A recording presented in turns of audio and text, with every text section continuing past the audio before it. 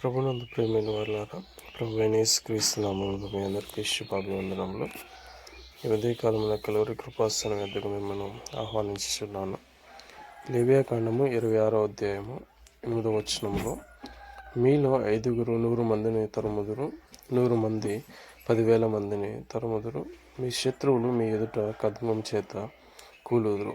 దేవుడైన యెహోవా ఇస్తున్న వాగ్దానము, మీరు నా కట్టడలను బట్టి నడుచుకుని నా ఆజ్ఞలను అనుసరించి ప్రవర్తించిన ఎడల దేవుడు మనకిచ్చే ఆశీర్వాదం ఇది.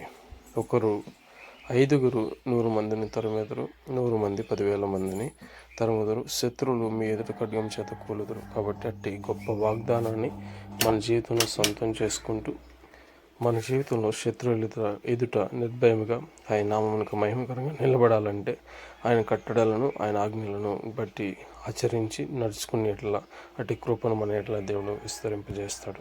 ఆమేన్.